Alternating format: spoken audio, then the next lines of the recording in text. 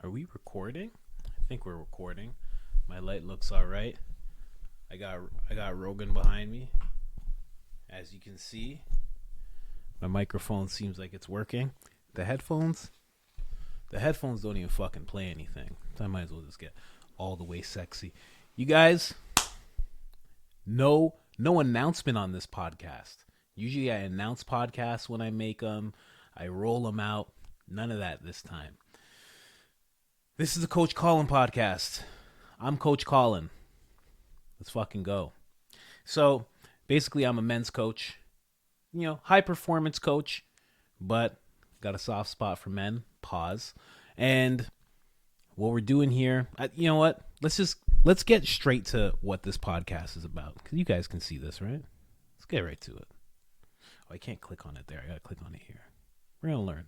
He finally got me something to eat, but he got me the smallest one, and he got himself two big ones, and he didn't get me a treat. Why the fuck do you care? Do you fucking pay for my shit? No, you don't. Then you get what you get, you don't throw a fit. No wonder why your dad left, bro, and he never fucking came back, because you always complain about everything you do. Bro, there's not one day you don't complain about nothing. Like, stop complaining, life will get better, you understand? That's why your life is so fucked up. That's what this podcast is about, straight up. It's about stuff like that. So basically, when I say I'm Coach Colin, I'll just do like why this podcast? Well, I see a lot of men are suffering in silence. Some of them are very loud, Andrew Tate-esque. Others are very quiet. They're just in the corner painting their nails and stuff. All good. Whatever you do as a man, I don't care about all that stuff. But I will say there's a lot of us suffering. A lot of us have to be in silence about the stuff we're going through. I felt like shit. I've felt like shit before. I've felt like I was lost in life. I still at times feel like I'm lost in life. And I know what it feels like. And I figured I'd make this podcast so we could talk about it. Talk about some of the tools that I've learned. I'm going to eventually start to interview men and hopefully learn some stuff from them. I was doing a similar concept with the Open Brother Project, but I felt like that was just too soft.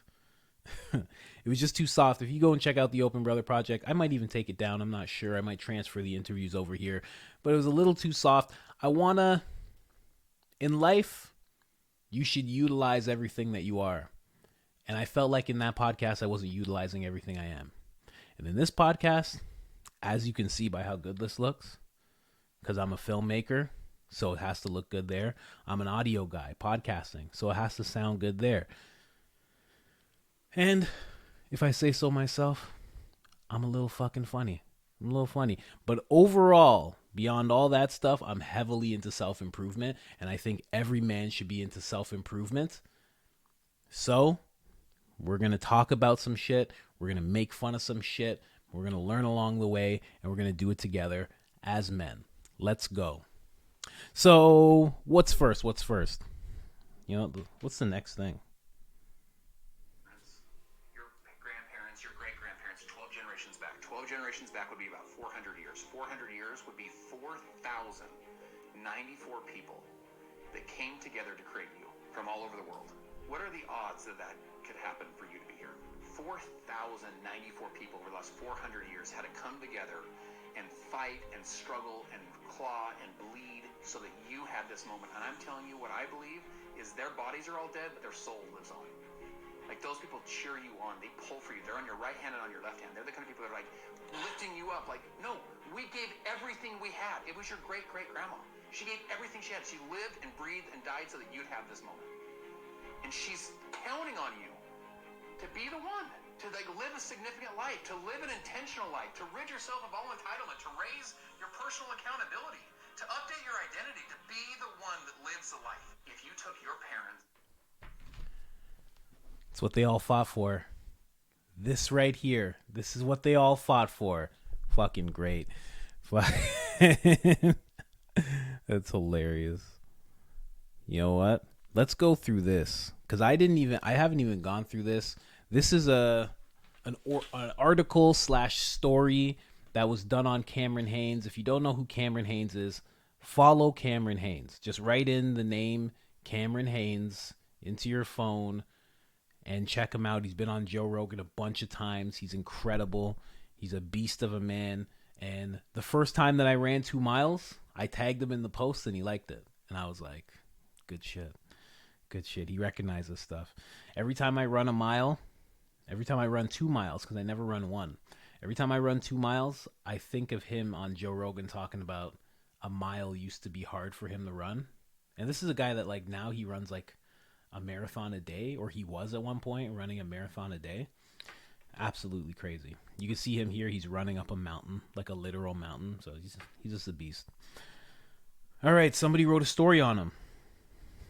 Identity. The date is October 3rd. And it's Cam's last day at his job of 26 years as a warehouse supervisor in Eugene, Oregon. Holy shit. Wow. This guy, wow, he finally retired from his job. So this guy's been on Joe Rogan, writing books, doing all sorts of amazing shit. He's like one of the best bow hunters in the world. He runs, like I said, 20 miles at a time. He does stuff like this daily. He's constantly working out. He takes nothing. He takes no steroids or anything like that. At least, maybe. I mean, if he did, I wouldn't blame him. But I don't think he does. He's a bow hunter. He's a runner. He's been on Joe Rogan a bunch of times. He's a bow hunt. I'm fucking so excited. I can't believe this. I can't believe he quit his job. Wow. Oh my gosh. So on Joe Rogan a bunch of times, wrote a best-selling book. He's written articles before. I think he was a writer for Rolling Stone at one point. He's just done a bunch of stuff. And through it all, he never missed a day of work. 26 years. He would never miss a day. Obviously, he might call in sick but anytime, he always says, if they expect me to be there, I'm going to be there. So no matter what he was doing, he'd go and hunt on the weekend and come back on time for work. Like just day in, day out for decades. And even after being on Joe Rogan, you think people are on Joe Rogan and that's it. They're done. Like they're rich, they're famous, whatever. This guy would be on Joe Rogan, fly back to where he lives, go to work, regular work. Oh my God, it's his last. Wow. That's so recent too, because it's October 9th now. Man. Oh man. I'm legit happy to hear that. Wow. His last day. Okay, let's get back to it. For most men, this is a pivotal moment. Who am I without work? I just happened to be there to capture photos with Cam the following day, so I was curious to see how this lifetime milestone and transition would affect him. Next thing. Small town. Our agenda for the day was simple. Run, lift, shoot. And for me, keep up. Bro, he's a beast. He's a beast. I'm telling you, go look Cam up. He worked out with David Goggins and he ran with David Goggins. Just so you know, David Goggins, he can keep up with David Goggins. If you know anything about David Goggins, ultra marathon runner, he can keep up with a guy like that. We took a short drive to a friend's farm where Cam does some of his shooting. Cam has a relationship with people in this small town like family. We are greeted by the sound of a shotgun from the porch. Cam laughed. Thankfully, the shot was intended for a gopher. Man, this guy. Reps. What was the heading of that last one? Small town. Reps. As many people are drawn to Cam for his ability to create success in the practical ways. When other people take shortcuts, Cam chooses discipline. It would be impossible to count how many reps he has taken at this archery range. But the results show when he took his first shot at a sheep decoy at 85 yards, and it was perfect. It was a perfect shot. It was a perfect heart shot. Wow. Right, I'm telling you, he's one of the best hunters. And he only hunts by bow. No rifles. He just does bow. That's it. Motive. And just to say, this is actually a great way to write stories. Just in an Instagram thing like this, just a few paragraphs. Like, this is actually a great way to do this. Like photojournalism, like this is solid. Who did this? Caleb Marmolejo. That's what I'm Marmolejo. Caleb Marmolejo. Motive. This day after retirement happened to be the 8-year mark that Cam lost his greatest friend, Roy. Roy's a guy who taught him everything he knows about bow hunting. Yeah, mostly everything he knows. It's a guy that he would hunt with a lot, and he has a lot of hunting stories with that guy. He was like a good friend of his. Rest in peace to Roy. I heard him say, if you make friends with pain, you'll never be alone. That sums up Cam. That sums him up. It makes sense to me that he spent most of his time in isolation and routine. I can relate to that part of Cam. We do not choose the things that happen to us, but we are controlling how we respond to them. True. Lifetime. And he strength trains. And he guy's a beast. Beast. Lifetime. This might have been the coolest part of the day for me. After his workout, we walked over to the wall and he walked over to the wall and showed me his first elk tag from 1980. This guy's been doing this since 1980. 40, 42, 43 years he's coming up on? Wow. Wait, what? 80. Wow. What the hell? That's incredible. Purchased at the same local bow shop he works with now. $19.50 that launched him into a lifetime pursuit.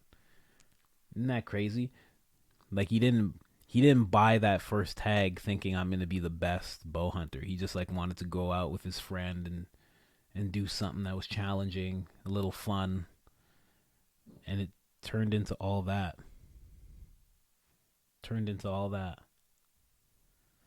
It's incredible, man. The Pacific Northwest terrain is the perfect training grounds for an elk hunter. Steep, technical, and unforgiving. For the few that embrace this environment, they will have the advantage come September. Wow. A quote from Cam himself. This whole thing's a quote from Cam himself. And it's from his book. His book is called Endure. If you haven't heard of it, definitely read it. If you're a man and you want to hear a story of a guy who's been through some wild shit, definitely look into it. From his childhood to his relationship with his father to him being a fuck up himself. He was like an alcoholic at one point. You know, he talks about like driving around, like getting pulled over by the cops all the time, like leaving a farm or a fair or something and like running over pylons, just a fuck up. Listen, many times, what stood out to me, he said there was many times where he woke up and didn't remember how he got home. Like would see his car there, didn't remember getting in his car, didn't remember driving, like nothing. And he just decided one day that he's going to clean himself the fuck up, which is what a lot of men, I think we all have it in our heads that that's what we should do. We should clean it the fuck up. You know, like anybody who knows me, they see me wearing this right now. They're like, why the fuck is he wearing that? Because I want to clean it the fuck up. I want to clean my fucking life up. Like I'm tired of the way things have been going, you know? And at a certain point you get tired and you got to shift and you got to change And you gotta let go of all that past shit so you can become someone else. All that shit has to die. All that shit has to die behind you so you can become someone else. So you become someone better. And if you can hold that vision in your head, I'm going to do a whole episode on this theory. But if you can hold that vision in your head and walk in that vision every single day, you know, you can change shit for yourself. And that's what he did. He like really looked at his life and said, I'm not fucking up like this anymore. And he's like the best bow hunter in the world. He's a good friend to Joe Rogan. He inspires Joe Rogan. He actually taught Joe Rogan how to bow hunt. Like you hear Joe Rogan talking about hunting, it's usually with this guy, or at least the lessons that he goes through, it's with this guy. So, you know, just a great man. So what Cam said was, the rare people who do become truly exceptional at something do so not because they believe they're exceptional. On the contrary, they become amazing because they're obsessed with improvement. And that obsession with improvement stems from an unerring, I've never heard that word, unerring belief that they are, in fact, not great at all. It's anti-entitlement. People who become great at something become great because they understand that they're not already great. They are mediocre. They are average. And that they could be so much better. Endure by Cameron Haynes.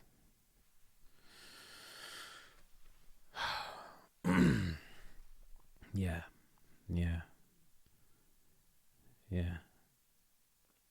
And, you know, it's funny because we're always taught as guys, as men, we're taught, I shouldn't even say as men, everybody has this notion that it's like you're fine just the way you are.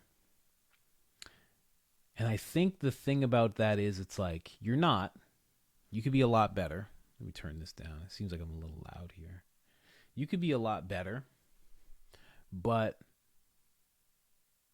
you're fine the way you are now. Like for now. You're fine the way you are for now, but you should know that there is a much better version of yourself behind your fears and your laziness and the things that you don't want to do and the habits that you develop and the habits that you throw away. There's a much better you there. There's a much better person there.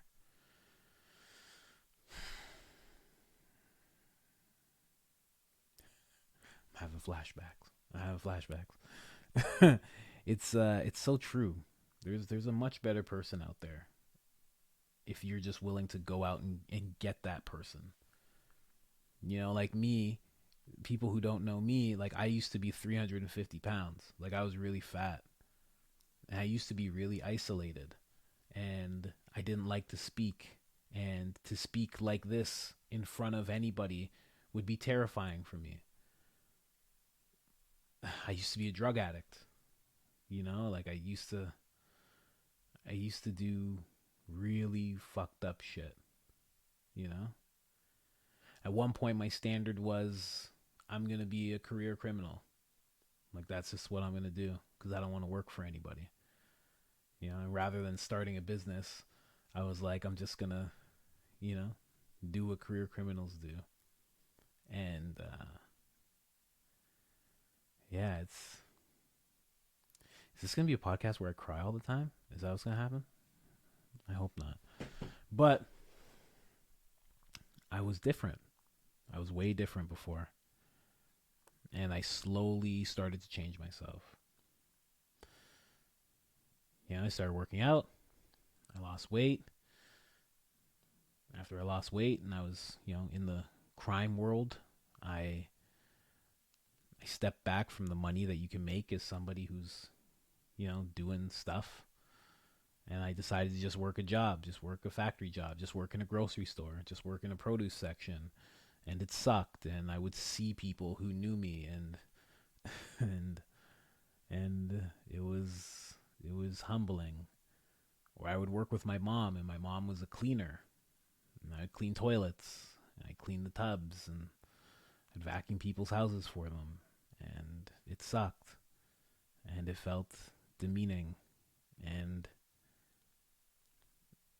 it was a good thing because it humbled me and it forced me to raise my standards. Like a lot of times, the things that we hate or the things that we don't want to do, they force us to figure out what it is we want to do. You know? It forces us to like really look and go, like, is this how I want things to be forever? You know? And it doesn't happen just once in life. It'll happen again and again and again. And that's good. That means you're evolving. You know? It means you're changing. The same things that motivated you don't motivate you anymore. The same things that you used to run to numb yourself, you don't want to run to anymore. That's a incredible place to be.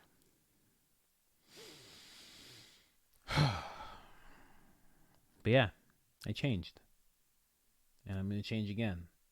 You know, that what I just brought up, I'm going through that again. And I don't want things to be like that. I looked at all the podcasts that I've done and started, and I said, I don't want it to be like that anymore. I want a podcast where I don't have to depend on people. I want a life where I can have a team of people, not workers, a team, like a wolf pack. That's what Kevin Samuels calls it, a wolf pack. Bunch of men who are obsessed, like Cam's saying here, obsessed with improving themselves. And they just want other guys to like work off of. You know, like, when are you waking up? I'm waking up at 5. When are you waking up? I'm doing 4:30. Oh, I'm trying to get to 4:30. You know what I mean? Like, guys who push each other, motivate each other. I want that, but I also want a podcast where I don't have to depend on anybody. Right? I mean, at one point, I'd love to have an editor and all sorts of things like that. But for right now, like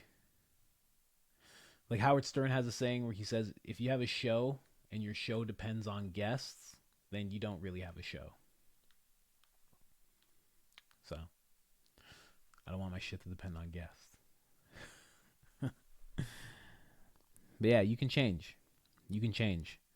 And if anybody has a problem with it, they can go fuck themselves. And you say that. You say that. You know, if you're changing and somebody's laughing or like, haha, what do you think? If you encounter any of that, you tell that person to go fuck themselves. You say, fuck you. I am actually changing. And I'm going to be better. So fuck you if you don't like it. If you don't like to see me do good, I don't fucking need you around. It's real shit. Real shit. Like, say that to somebody. Fuck them. Fuck them. In summary, Cam's life after retirement doesn't look much different. The mission remains the same. Become the best version of yourself and inspire others to do the same.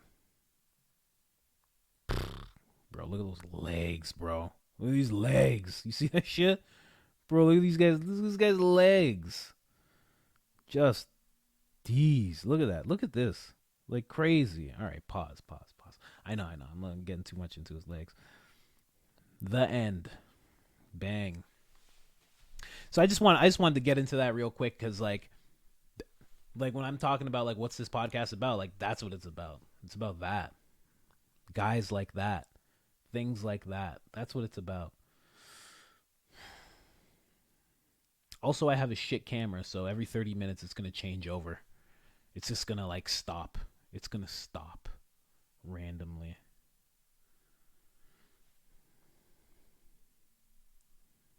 Something to see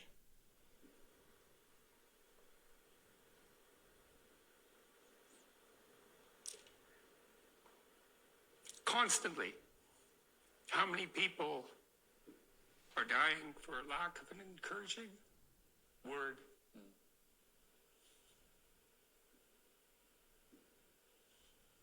And how easy it is to provide that if you're careful. You know, give credit where credit is due. And to say,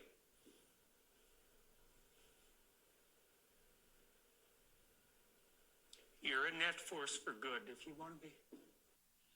So this interview really hit me. I don't know who that guy is. I didn't realize I had that clip with that guy. But that was Jordan Peterson. If you don't like Jordan Peterson, you don't watch the podcast. You know, I just said, like, hold on, let me get this. You know, I just said if you have friends and they don't like what you're doing, they can go fuck themselves. Well, with me, if you don't like Jordan Peterson and me playing his clips, you can go fuck yourself. Straight up. Because pretty much he's like the framework for what I'm doing with myself. So, but encouraging word. That's part of the reason why I do this podcast. That's definitely the reason why I do the men coaching men, talking with men, because they only need so much encouragement. I know, like, I'm lucky enough that I have a wife who constantly is pushing me to do better, to see the man that I can be. Like, she already sees it, and like she's constantly trying to wipe away the veil that I have in front of me so I can see this man too. And you know, encouraging words. You only need so much. You know, I'm not going to get into how crazy it is that some people hate Dr. Peterson. I'm not going to get into all that, but on this channel you can expect to see a lot of him and other guys like him. I don't know who this guy is, though. Is that Johnny Sins? Is that Johnny Sins? Hey, when I say Johnny Sins, you can act like you don't know who I'm talking about if you want. But you know who I'm talking about. I don't even watch porn, and I know Johnny Sins. Don't watch it anymore. I changed. Changing. Next clip. Going through right now, whatever you're going through right now. Oh, shit. It's Hold up, guys. Hold up. Podcast listeners. Oh, it just happened. But if you, whatever you're going through right now, it's happening on purpose in order to forge you into the person that you were created to be, ultimately. All right? But if you quit, you will never get to be the person that you were created to be. Whatever you're going through right now. So true. So true. You know, every time you're going through hard times, you're supposed, it sucks to hear. You know, it's like when you go through something really hard and like one of your friends turns to you and goes, you know, everything happens for a reason. And you're like, get the fuck away from me, man. Like, something terrible just happened. Could you just be quiet? Just don't right now. But it's true. You know, whatever you're going through, it's for a reason. I often tell myself I'm optimistic. When I'm going through hard shit, I tell myself, I'm like, this is going to be a great story when I'm a millionaire and I'm successful. And people think that I haven't gone through any bullshit. That's why I always tell myself, I'm like, this is gonna be a page turner. This one. But it's true, man. The shit you go through, the shit you're going through, it's all for a reason. You know, like, we're all guys here. I'm sure there's one girl, probably my wife. Hi, honey. And maybe my mom. Anytime I make content and I check the demographics, it's always 90% men. It's always 10% women. It has to be my mom and my wife, obviously. But the stuff you go through, like, we're all guys here. Like, I've been in past relationships before I got married, and I got cheated on. You know? I got cheated on a couple times in long-term relationships. And when it happens, it feels like, what the fuck? Why would somebody do this? What makes me deserve this type of shit? You know, you go through all the feelings. And then when I met my wife, and she was such like a soft, caring, nurturing, like innocent type of person, So, just soft, When I met her, it kind of all made sense.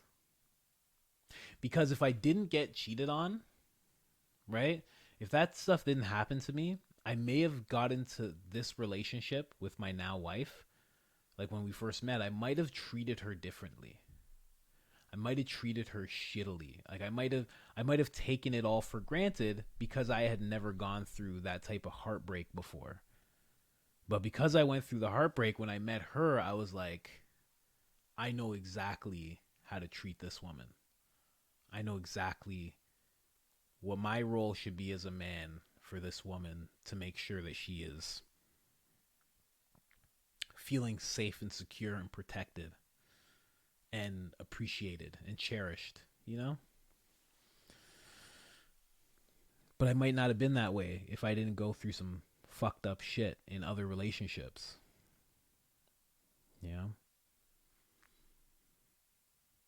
You look back and you're just like, okay, that's why that happened.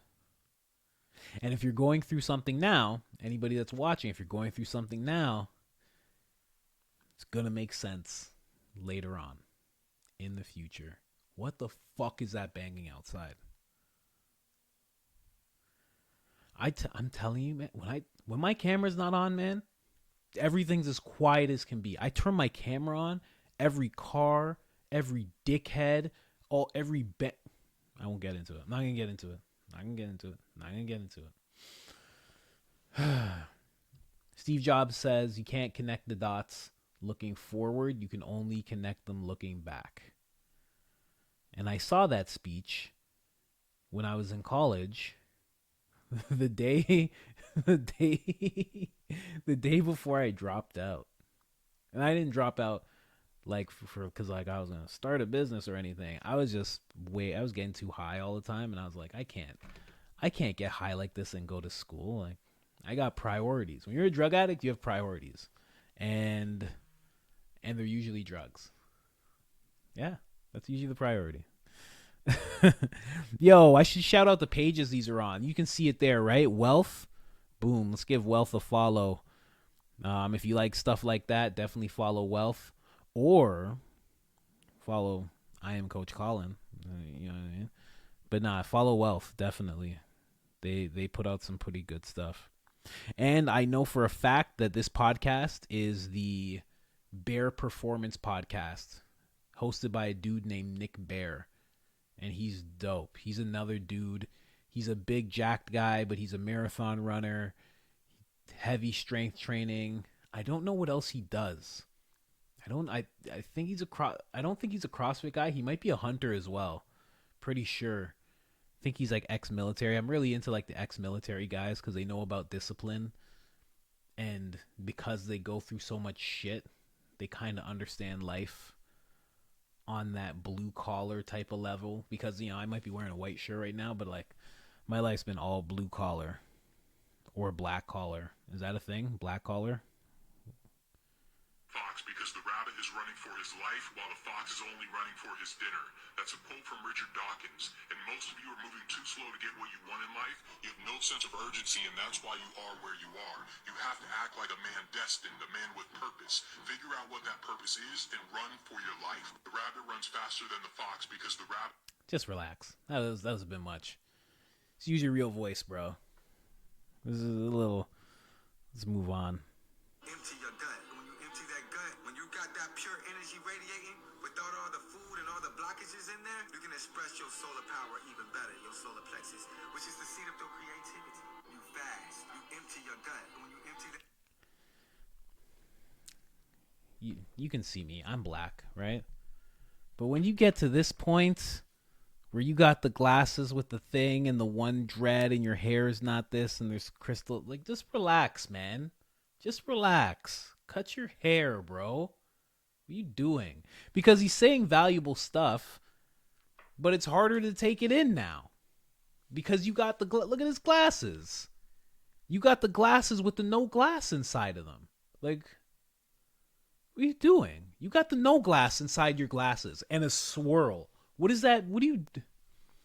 And you know, if you asked him about it, he'd tell you all about it. He wouldn't just be like, this is fashion. He'd be like, this swirl makes it so my one eye is distorted and that helps my third eye open, and this crystal here and this one there, it helps it open even more, and they get in the way because I want my third eye to look back and forth. And look, then he has, look at that necklace he has. I can't talk shit. I used to wear all those beads and bracelets and stuff, and a big meditation one. I used to do all that shit. Then I realized you could fast and just eat properly without wearing all that stuff. Same benefits.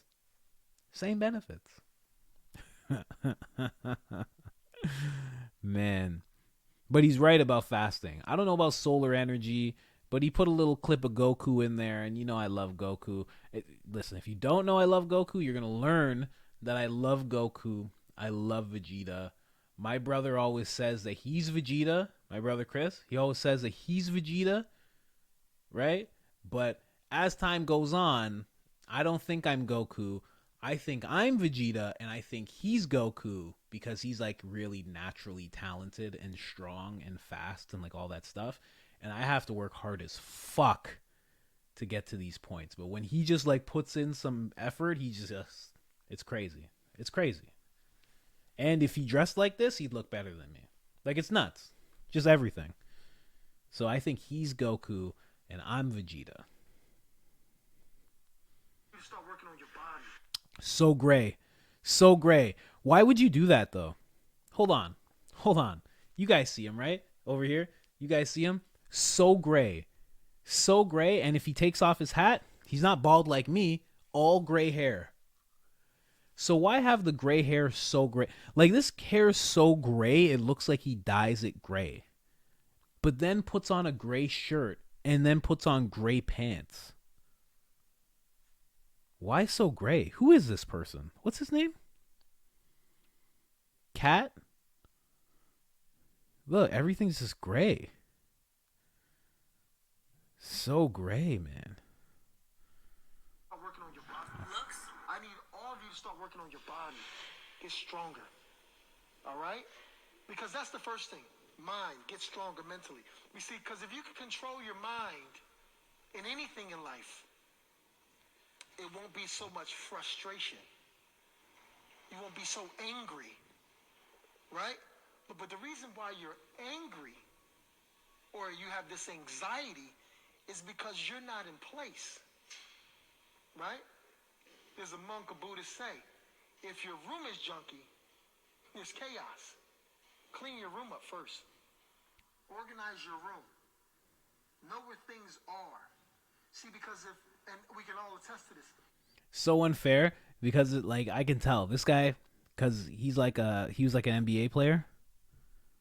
So he has to kind of go along with like the left agenda. So he can't just credit Jordan Peterson for clean your room. He has to go to there's a monk saying, and then if your room's junky, then you have to clean.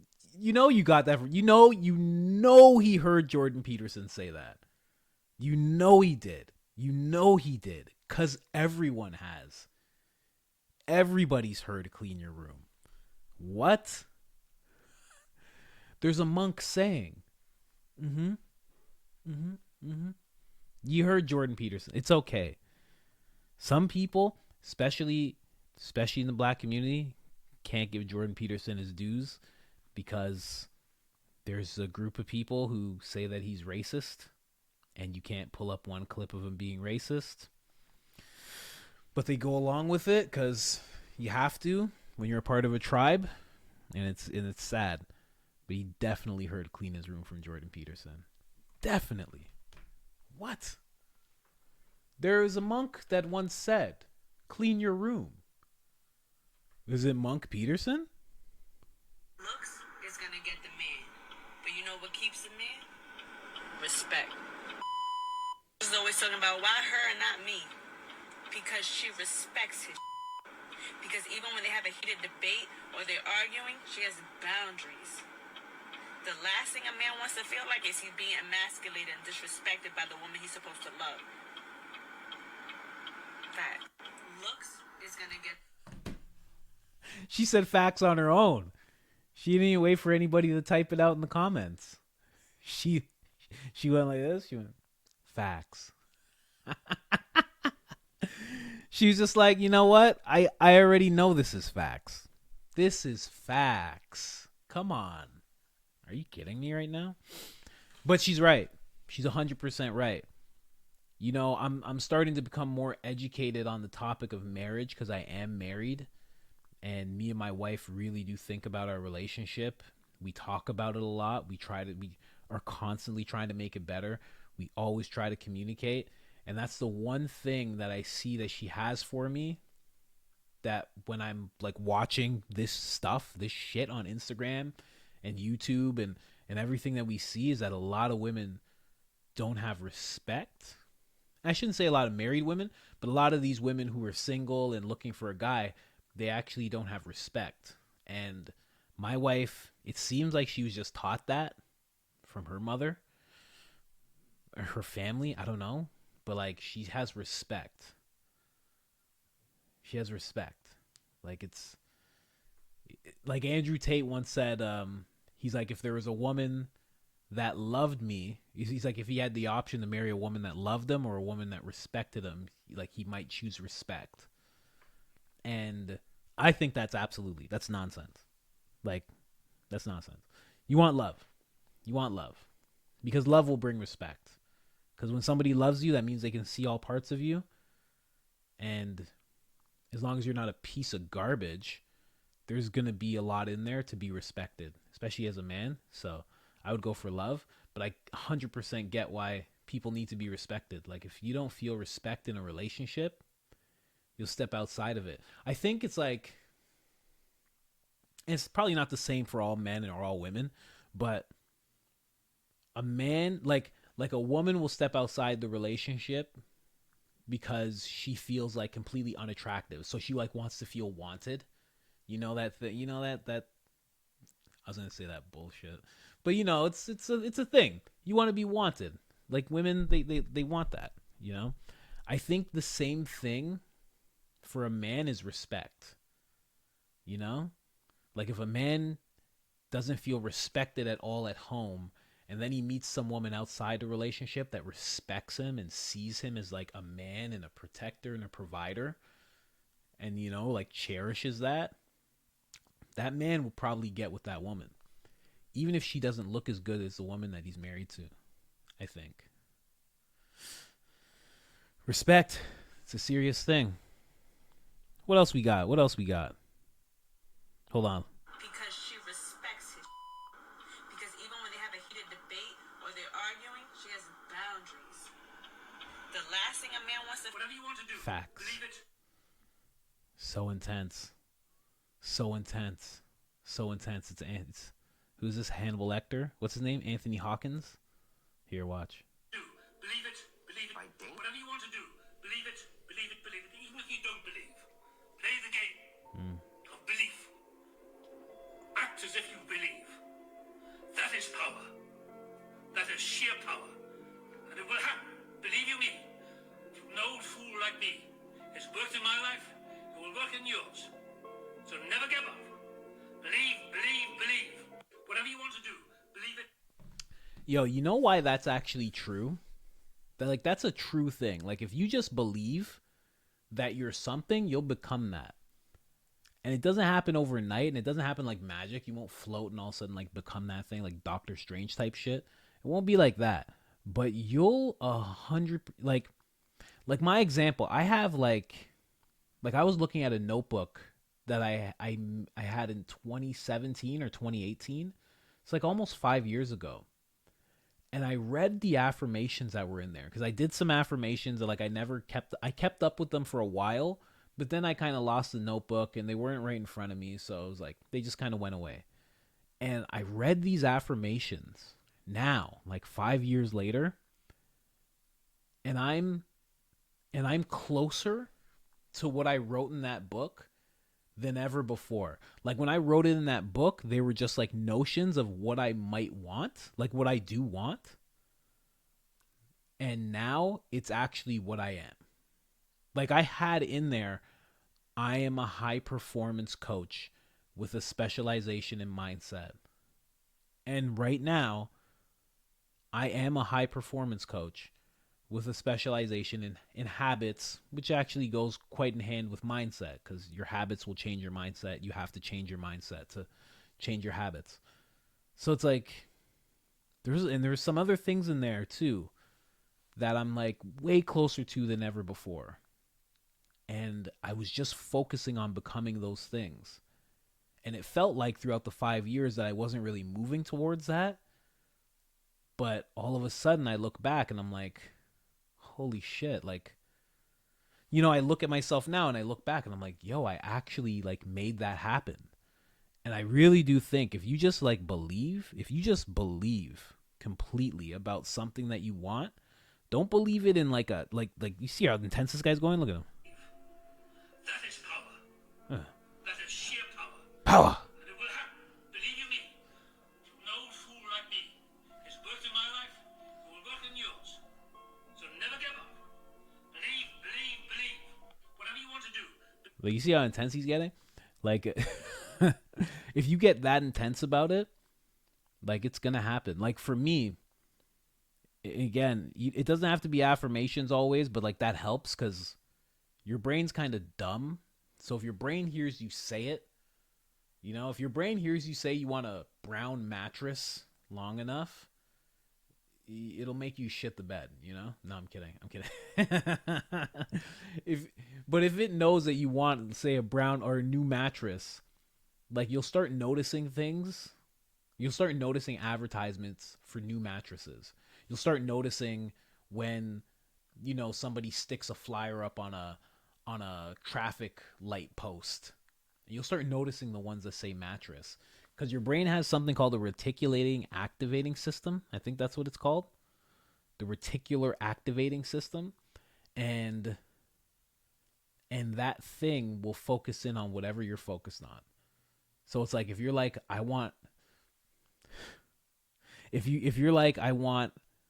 going to make this about women, but let's not get that misogynistic yet. Let's give it past episode 1. But if you want something and you are focused on it, you'll start noticing that thing. You know? Like, let's just go to little women. You ever notice ass guys notice ass a lot, and breast guys notice breast a lot? It's because that's what they're focused on. That's what they want, you know? Yeah, it's weird. It's called, look it up. It's called the reticular activating system. It's a real thing. It's an actual thing that's in your brain. It's not a theory. It's like an actual thing that's in your brain, and it goes straight to what you want. So if you're saying out loud that you want certain things, your brain is dumb in the sense it's just like, okay. But like, it works against you too, because if you're saying negative shit about yourself all the time, your brain will just go, okay. So it's like, you keep saying positive, not even positive. If you say precise things, your brain will be like, okay, we'll do that. Okay. You know? Like the same way if I take my phone and I say, man, I want peanuts. Man, I really need, like, I wish there was an advertisement for peanuts. I haven't seen any advertisements for peanuts. Like, if you just keep doing that, and anybody who's watching, I'm saying it into my phone. If you keep doing that with your phone, everybody knows you'll see advertisements for peanuts because this thing's listening to us all the time. Your brain works the exact same way. Your brain will switch up the algorithm and start showing you exactly what you've asked for. It's the exact same thing. So try it. I have affirmations right there. I have it called My Reality. So when I read it, it's my reality. My brain sees that this is reality. And I have like a bunch of affirmations that I say. It's in this room, which is the studio. It's in my master bedroom. It's downstairs in my kitchen. I have one in the garage. I have one in my car. And every time I go to those places, I look at it and I say them out loud. It works. It works. And if all else fails, it makes you feel better, because it kind of gives your brain a feeling of control. Like you're actually controlling something. You actually have control over something. Your brain likes when you have control over things, when you're executing on things. So if you're saying that and you're saying it definitively, you're saying this precisely, your brain likes that a lot. A lot. So it'll make you feel better. It'll make you feel less tension, you know? Because if your brain thinks that you have no idea what you're going to do next, it's like it has to think of that. If you're telling it exactly what the future is, what the reality is, it calms down. I'm a scientist. I'm an Instagram scientist. I am putting that in my bio. My bio at I am Colin. I am Coach Colin. Wow. See the brain? It's not foolproof, this brain of ours. You know what? It's been 50 minutes? We're gonna end it here. This is the first episode. It's just a dry run. You know what? Let's not end it here real quick. I'm just gonna talk about Sneako. So Sneako is a YouTuber. He's a guy. He's been on YouTube since he was 13. Great content creator. And recently he got banned from YouTube and pretty much all major platforms except for Instagram so far. And the reason that he got canceled or deplatformed is because he met with Andrew Tate and shook his hand. He's never had a strike on his account. He's never done anything really out of the ordinary. Any interviews and stuff he does, they're controversial. You know what word I'm using. But they're never really bad. They're never outright misogynistic. They're never outright racist. They're never outright anything. He's always just a guy who's trying to get different people's points of view. And he's never really so much giving his own. And he met with Andrew Tate because he wanted to straighten himself out in terms of, being a man of integrity, getting his business model better, he just wanted to meet this guy the way he meets all sorts of people all the time. And he got kicked off of YouTube, completely banned, no explanation why, nothing. And it's absolute bullshit. And I don't know the guy, but I think it's absolutely crazy that he would get deplatformed like that. And we're coming to a point in the world where that happens and people don't even care that much. And we really should, because it's only going to get worse. We think it's just like when it happens to that person, it's just that person. But like we're all society and we're all culture. So when that happens to one of us, now that can happen to any of us. And I'm not saying anybody should stand up or do anything, but you should really like look at the way things are going. And it's like, he couldn't even just meet with a guy and shake his hand. It's not like he endorsed him. It's not like he hugged him. It's not like he said, I love this guy. None of that. He just met with the guy. And he didn't even meet with him on his own. It's literally like if I went to a place and there was 10 people there and one of them was Andrew Tate and I got my channel shut down. That doesn't make any sense. Just because I said, hey man, nice to meet you. I think it's wild. He wasn't even on Andrew Tate's podcast. He was on a different podcast, the Fresh and Fit podcast, and it got him banned from YouTube. So, absolutely wild. Now let's end it. What are we going to end it on? Oh, let's end it on this. Again, didn't I? I caught you. We'll talk about that guy later. Lift a load. Then you can tolerate yourself, right? Because look at, you're useless. Easily hurt. Easily killed. Why should you have any self-respect? Pick something up and carry it. Make it heavy enough so that you can think, yeah, well, useless as I am, at least I could move that from there to there. And they think, well, I won't carry any load. It's like, okay, fine, but then you're like the sled dog that doesn't have a sled to pull. You're gonna tear pieces out of your own legs because you're bored. People are pack animals. They need to pull against a weight.